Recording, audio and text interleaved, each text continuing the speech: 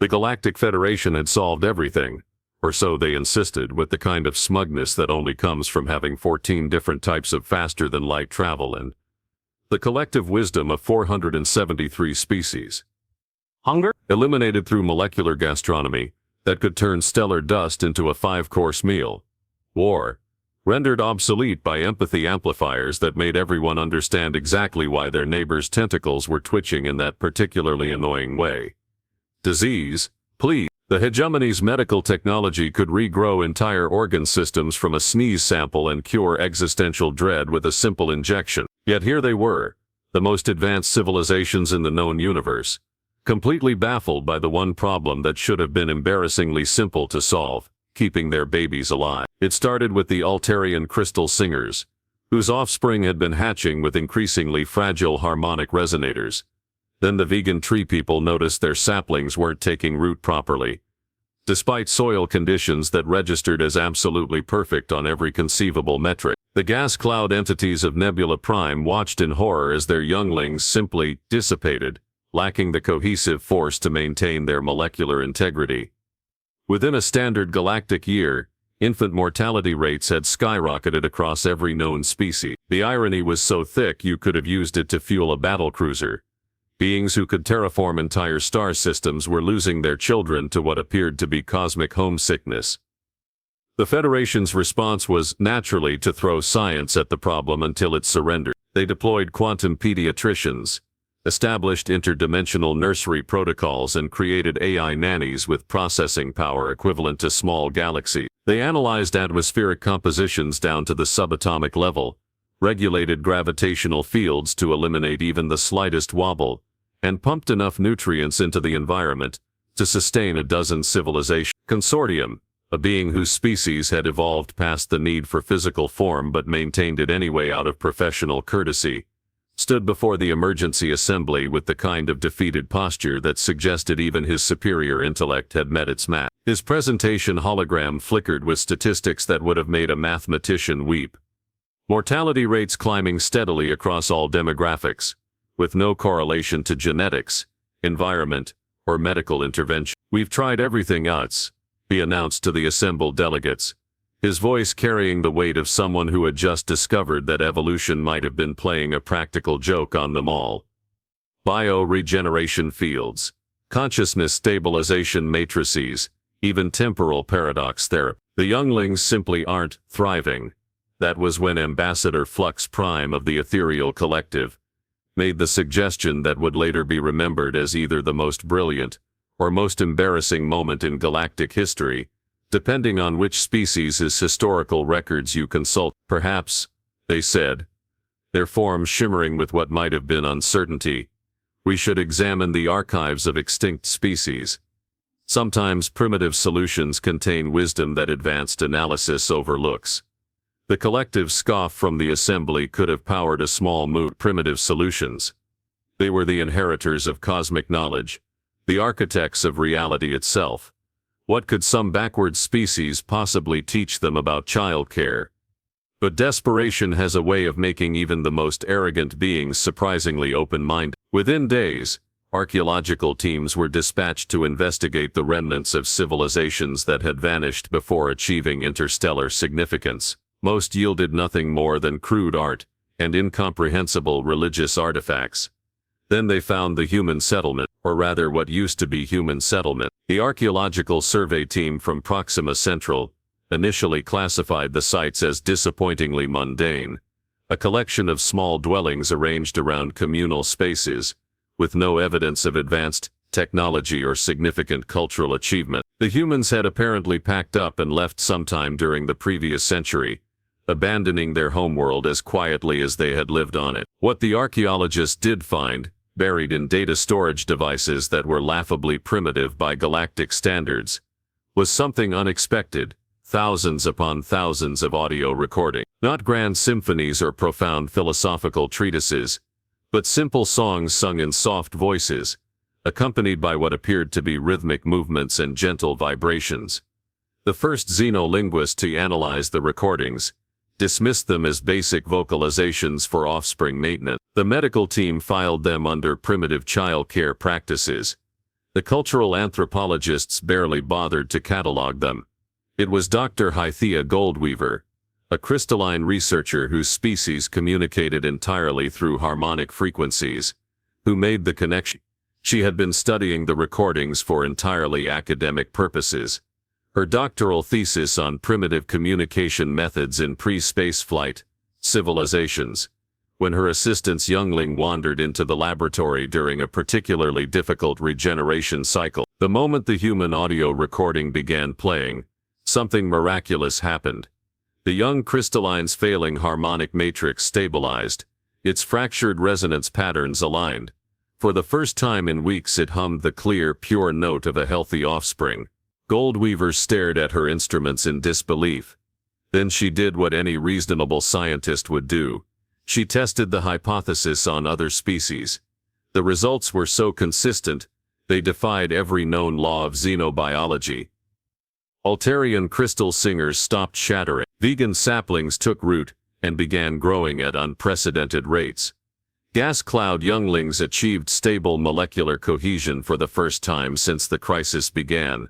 The solution to the galaxy's greatest medical mystery wasn't found in quantum mechanics or dimensional theory. It was hidden in the simple, repetitive melodies that human mothers had sung to their children for thousands of years.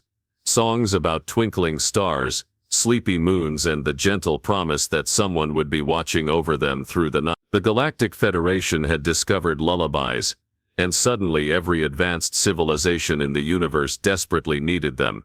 The sudden importance of human cultural artifacts led to what historians would later term the most embarrassing archaeological rush in galactic history. Within a standard cycle, every major university, research institute, and cultural preservation society had dispatched teams to Earth and its abandoned colonies, armed with excavation equipment, sophisticated enough to map quantum fluctuations, but apparently incapable of locating a species that had simply walked away from their homeworld, like they were leaving a disappointing dinner party. The humans, it turned out, had been remarkably thorough in their departure.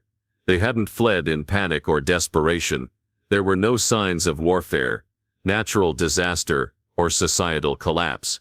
They had simply, methodically, quietly, with the kind of organizational efficiency that would have impressed even the notoriously bureaucratic Centaurian administrative complex. Professor Vilex Starwhisper, chief archaeologist for the Andromedan Cultural Preservation Society, stood in what had once been a human dwelling, scanning the empty rooms with instruments that could detect molecular traces from 1,000 years past. The readings were fascinating in their mundane completeness, evidence of careful packing, systematic removal of personal belongings, and what appeared to be deliberate preservation of certain items. They left behind everything they couldn't carry. Her assistant, a young ethereal named Gossamer Through Time, observed while analyzing residual energy patterns. But look at this selection criteria. It's not random abandonment.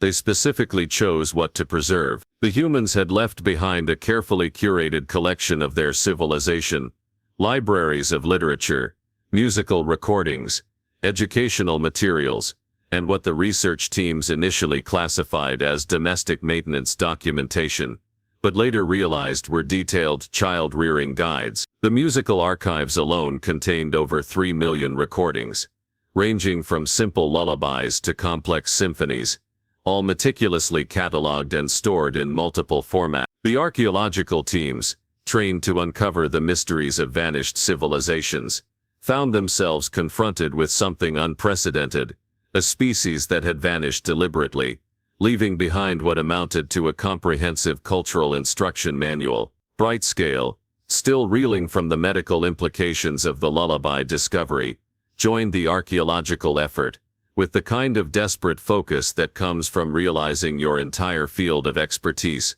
might have been missing something fundamental. His preliminary reports to the Federation Council painted a picture that challenged every assumption they had made about human civilization. The humans, he reported during an emergency session that had to be scheduled around 17 different species' sleep cycles, appear to have possessed an intuitive understanding of psychological development that our most advanced research has failed to replicate. Their child-rearing practices weren't primitive. They were sophisticated in ways we're only beginning to comprehend. The council chamber, an architectural marvel that accommodated everything from gas-based lifeforms to crystalline entities, fell silent with the kind of uncomfortable quiet that accompanies the realization that you might have been spectacularly wrong about something important. The evidence was mounting daily. Human settlements showed signs of community structures, specifically designed around child development. Their educational systems emphasized emotional well-being, alongside intellectual growth. Most remarkably, their musical traditions appeared to be intricately woven into every aspect of childhood development, with different songs for different stages of growth, different emotional needs, different developmental challenge. It's as if Professor Starwhisper reported from the field, her voice carrying across subspace with barely concealed amazement. They understood something about the fundamental nature of consciousness development that we've been approaching entirely wrong. The most disturbing discovery came from the analysis of human communication records. The final messages sent from Earth weren't pleas for help or expressions of despair. They were considerate, polite notifications to galactic authorities that humanity was relocating, complete with forwarding coordinates for anyone who might need to contact them later, and detailed instructions for the care and maintenance of the cultural artifacts they were leaving behind. Ambassador Flux Prime, whose species prided itself on understanding cosmic patterns, found the implications profoundly unsettling. They knew, they announced to the assembly, their form flickering with what might have been embarrassment. Somehow, they knew we would need what they were leaving behind. The xenoanthropologists were having nervous breakdowns trying to explain it. Here was a species that had achieved interstellar travel, had been invited to join the galactic community, and had politely declined. Not because they couldn't keep up with galactic civilization, but because they had somewhere else to be. The records suggested they had been planning their departure for decades, preparing for it with the methodical patience of a species that thought in terms of generational consequences rather than quarterly report. Most unsettling of all were the personal recordings found in family dwellings, audio logs that revealed a species-wide understanding that their role in the galaxy might be different from what everyone assumed. Human parents speaking to their children about preparing them for the stars, about making sure the galaxy remembers how to sing, about leaving gifts for the cousins who don't know their family yet. The archaeological teams found evidence that humans had not only anticipated the current crisis, but had specifically prepared for it. Medical journals showed research into cross-species childhood development. Cultural archives contained studies of alien psychology and emotional development patterns. Most remarkably, they had composed new lullabies specifically designed for non-human younglings, based on their analysis of various species' communication methods and psychological needs. They didn't abandon Earth, Dr. Goldweaver concluded in her supplementary report, her harmonic voice carrying frequencies that resonated with academic bewilderment. They graduated from it. This was their final exam, and they left us their textbook. The galaxy was beginning to realize that humanity hadn't been the primitive civilization everyone assumed. They had been the teachers, preparing a lesson plan for students who hadn't even realized they were enrolled in the class yet. What followed was perhaps the most dignified panic in galactic history. The Federation Council, those paragons of cosmic wisdom who had spent centuries congratulating themselves on transcending primitive emotional responses, found themselves in the unprecedented position of desperately needing something they had previously dismissed as quaint cultural noise. The initial distribution of human lullabies was handled with the kind of bureaucratic efficiency that only a government spanning 400-star systems could achieve, which is to say it was an unmitigated disaster. The Department of Cultural Artifacts, previously responsible for cataloging primitive art and filing it under anthropological curiosities, suddenly found itself managing the galaxy's most critical medical resource. Brightscale established the first official lullaby distribution center in the Centaurian Medical Complex, a facility that had been designed to handle quantum surgical procedures and dimensional healing chambers, not the delicate art of matching sleeping songs to specific species' psychological needs. The waiting lists stretched longer than the queue for citizenship applications on Paradise Prime. Next, called Nurse Gleaming Efficiency, a crystalline whose harmonic patterns had grown noticeably strained from weeks of dealing with increasingly desperate alien parents, Please state your species classification, offspring developmental stage, and preferred emotional resonance frequency. The Altarian delegation shuffled forward, their crystalline forms chiming with barely contained anxiety. Our hatchlings require harmonic stabilization in the 422 Hz range, their spokesperson announced with the kind of professional composure that barely masked parental terror. We've heard that humans created something called Rockabye Baby that might be compatible with our resonance matrix. Behind them, a group of vegan tree people rustled their leaves impatiently while a contingent of gas cloud elites from Nebula Prime maintained their molecular cohesion through sheer determination and what appeared to be meditation techniques borrowed from 12 different species. The medical implications were staggering. Dr. Goldweaver's research had revealed that human lullabies operated on multiple levels of consciousness, simultaneously, rhythmic patterns that regulated cardiac function, tonal frequencies that stimulated neurological development, and something ineffable that the best xenopsychologists could only describe as emotional scaffolding. The humans had somehow intuited principles of child development that the galaxy's most advanced civilizations were still struggling to understand. It's not just the melodies, Goldweaver explained to a hastily convened symposium of pediatric specialists from across the galaxy. The humans embedded emotional instructions into their music: love, safety, continuity, promise of protection, all coded into simple melodic patterns that any species can interpret through their specific sensory modality. The symposium, held in the great assembly chamber that had hosted peace negotiations and trade agreements affecting billions of beings, was now dedicated to analyzing why Twinkle Twinkle Little Star was more effective at treating developmental disorders than quantum regeneration therapy. As word spread through galactic communication networks, demand exponentially outpaced supply. The humans had left behind millions of recordings, but the galaxy contained trillions of younglings across hundreds of species, each with specific developmental needs. Worse yet, simply broadcasting the recordings through standard communication channels didn't work. The lullabies required what human documentation referred to as direct emotional transmission, which apparently meant they needed to be sung by actual caretakers with genuine care for the listener. This led to the emergence of what economists would later term the most bizarre market fluctuation in galactic history. Professional lullaby singers commanded fees previously reserved for quantum engineers and dimensional architects. The ethereal collective, whose species naturally excelled at emotional transmission, found themselves booked solid for centuries in advance. Underground markets sprouted across the galaxy, dealing in bootleg human recordings and unauthorized translations of lullabies into various alien communication methods. The black market value of a complete human nursery rhyme collection exceeded the gross domestic product of several minor star systems.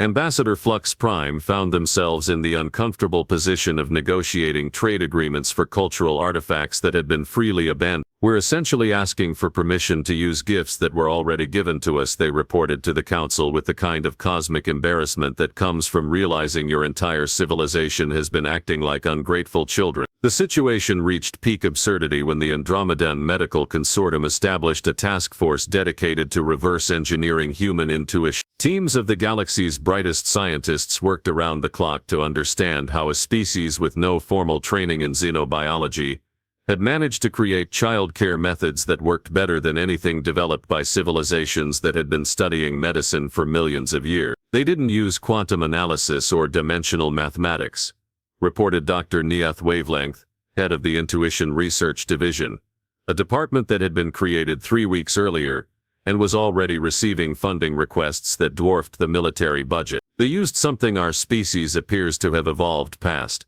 They paid attention to their feelings.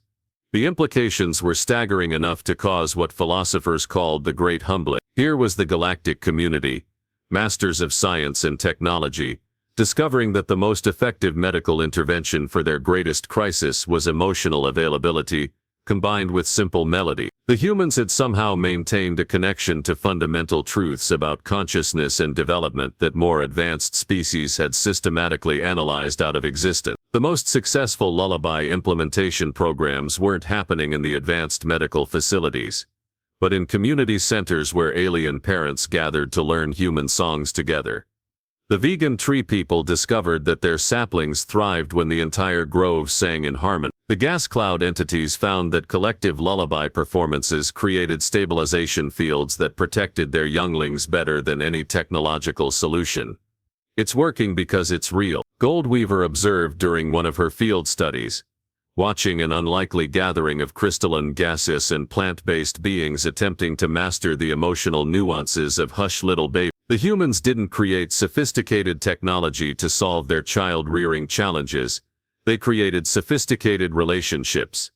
The galaxy was learning to sing, one lullaby at a time. And for the first time in their recorded history, the mortality crisis was beginning to reverse itself, not through advanced science, but through the simple act of alien parents learning to mean it when they promised their younglings that everything would be all right. The final revelation came not through archaeological discovery or scientific analysis, but through a piece of human documentation so mundane that it had been filed under domestic administrative records and forgotten for 3 standard cycles. A junior archivist named Prism of Understanding, working the night shift at the Cultural Preservation Center, stumbled across it while organizing files that had been deemed too insignificant for primary research. It was a simple audio recording, labeled in human script as Personal Log, Pediatric Development Specialist. The timestamp indicated it had been made during humanity's final year on Earth, and the voice belonged to someone who spoke with the casual authority of someone discussing their daily routine. End of cycle report.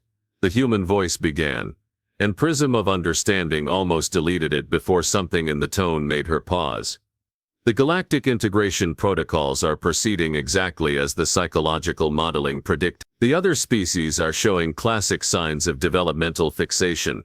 They've become so focused on technological advancement that they've lost touch with the fundamental emotional processes that drive healthy consciousness development. Prism of Understanding's crystalline structure flickered with what might have been the xenological equivalent of a dropped jaw. She immediately forwarded the recording to Dr. Brightscale, who listened to it 17 times before calling an emergency assembly of the council. The recording continued with the methodical precision of a professional report. The mortality crisis will begin approximately 18 months after our departure. As we anticipate, the affected species will experience it as a medical emergency, but the root cause is psychological. They've created environments so sterile and technologically optimized that their offspring are essentially dying of emotional malnutrition. The assembled council members representing the pinnacle of galactic civilization listened in stunned silence as a human voice from the past calmly explained their current crisis better than their best scientists had managed in years of research. The lullaby intervention will be most effective because it addresses multiple developmental needs simultaneously: emotional security, neurological stimulation, and social bonding. We've prepared approximately 3.7 million recordings, with variations designed for each species' specific psychological architecture. Implementation should begin within 6 to 8 months of crisis onset, allowing sufficient time for the affected civilizations to overcome their initial resistance to what they'll perceive as primitive solutions. Ambassador Flux Prime's form shifted through colors that had no names in any known language, settling finally on a shade that roughly translated to cosmic embarrassment. The humans hadn't just anticipated the crisis. They had engineered their departure to coincide with the precise moment the galaxy would be ready to learn what they had been trying to teach all along. Dr. Goldweaver's supplementary research revealed the full scope of human preparation. They had spent decades studying every species in the galactic community, analyzing their psychological development patterns, identifying their developmental blind spots, and creating targeted intervention. The lullabies weren't just songs. They were precision-crafted therapeutic tools designed to address the specific emotional deficiencies that technological advancement had created in each species. They didn't leave because they couldn't adapt to galactic civilization. Brightscale reported to an emergency session of the medical consortium. They left because they were the teachers, and they knew their students weren't ready to learn yet. They had to create the conditions that would make us desperate enough to listen. The recording continued with details that made the galaxy's greatest minds feel like particularly slow students. The secondary intervention phase will involve community-based implementation programs, which should naturally evolve into cross-species cooperation initiatives. This will address the underlying social fragmentation that contributed to the developmental crisis. Conservative estimates suggest full recovery within 24 months, with long-term benefits including improved interspecies empathy and enhanced collaborative capacity. Every prediction was proving accurate, with the kind of precision that suggested the humans hadn't just understood galactic psychology, they had mastered it to a degree that made the Federation's diplomatic corps look like amateur social workers. The most humbling revelation came from the recording's conclusion. We want to emphasize that this isn't a failure on their part. Every species goes through this developmental phase. The technology trap, we call it. The tendency to replace emotional intelligence. We went through it ourselves about 3 centuries ago. The difference is that we had no teachers to guide us through it. We had to figure it out the hard way. The galaxy fell silent with the weight of understanding. Humanity hadn't been a primitive species struggling to keep up with galactic civilization.